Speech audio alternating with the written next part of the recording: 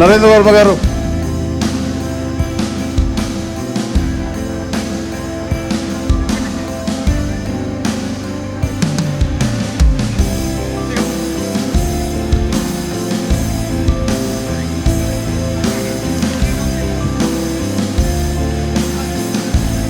రమను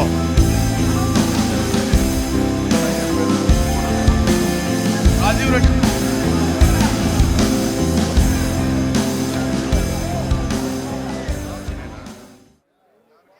చంద్రబాబు నాయుడు గారు, అచ్చెన్నాయుడు గారు, స్టేజ్ పైన ఉన్నటువంటి పార్టీ పెద్దలు, సోదర సోదరీమణులారా, నేను ఈ దినమే పార్టీలో చేరినాను. రేపు పార్టీలో చేరినాను దానికన్నా వాపసు వచ్చినాను. ఎందుకంటే తెలుగుదేశం పార్టీ పుట్టినప్పటి నుంచి ఉన్నాం మేము. అయితే ఈనాడు మీరు ఇది చాలా ఎగ్జాగరేషన్గా అనుకోకండి. చంద్రబాబు నాయుడు గారి నాయకత్వం ఈ దేశ రాష్ట్రానికి చాలా అవసరం, చరిత్రాత్మకంగా అవసరమైంది. ఒక ఎగ్జాంపుల్ చెప్తాను. రేపు ఏప్రిల్ నుంచి 12 లక్షల కోట్ల అప్పు కట్టాల. ఆదాయం లేదు రాష్ట్రానికి, ఆదాయ వనరులు లేవు, భూములు విలువలు లేవు. కోకాపేట మాదిరిగా 1,40,00,000 అమ్మేదానికి ప్రతి ఒక్కరి చర్మం ఒలచబడుతుంది. పన్నులు వసూలు చేస్తే కానీ డబ్బులు రావు. మరి ఎట్లా చేస్తారో మహానుభావుడు చంద్రబాబు నాయుడు గారు.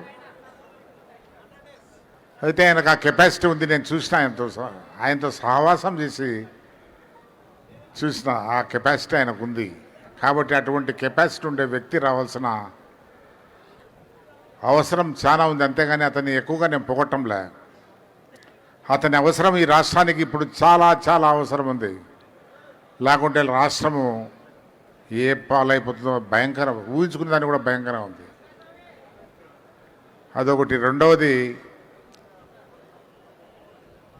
పాలన అనేది కొన్ని సిస్టమ్స్ పైన ఆధారపడింది. ఆ సిస్టమ్స్ ఉంటే కన్నా పాలన జరిగిపోతూ ఉంటుంది. కానీ రాష్ట్రంలో ఆ సిస్టమ్స్ అన్నీ నాశనం అయిపోయినాయి. ఇప్పుడు ముఖ్యమంత్రి పదవి అది లగ్జరీ పోస్ట్ కాదు. ముఖ్యంగా ఈ టైంలో చాలా భయంకరమైన పోస్ట్ అది. మరి చంద్రబాబు నాయుడు గారు ఎట్లా చేస్తారో కానీ ఈ సిస్టమ్స్ అంతా రెస్టోర్ చేసి మళ్ళా మీకు అనుగుణంగా పరిపాలన ఇవ్వాలంటే ఓ పక్క నిధులు సేకరించాలా, ఓ పక్క ఈ అరాచక పాలన పక్కకు పెట్టేయాలా. ఈ అరాచక పాలనలో కొన్ని వర్గాలు చాలా లాభైనాయి. వాళ్ళంతా మళ్ళా విజృంభిస్తారు. అది కూడా కొంత కంట్రోల్లో పెట్టుకోవాలా, చాలా కంట్రోల్ చేసుకోవాల్సిన అవసరం ఉంది. అందువల్ల ఆయన నాయకత్వం చాలా అవసరం ఉంది. కాబట్టి ప్రజలకు వేరే మార్గం లేదు. నేను చెప్తున్నా ఈ దినం, ప్రజలకు వేరే మార్గం లేదు. చేసి తీరాల్సిందే చంద్రబాబు నాయుడు గారిని. రాష్ట్ర ప్రయోజనాలను దృష్టిలో పెట్టుకునేవాడు ఎవడైనా కూడా.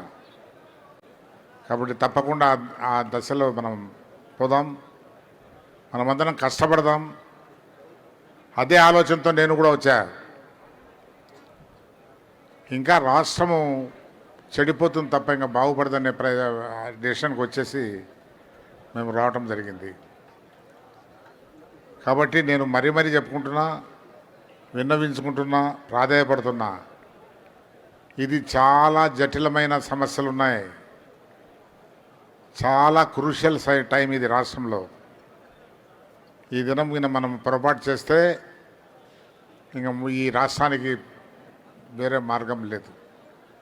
కాబట్టి బాగా ఆలోచించి చంద్రబాబు నాయుడు గారి నాయకత్వాన్ని బలపరచండి. తప్పకుండా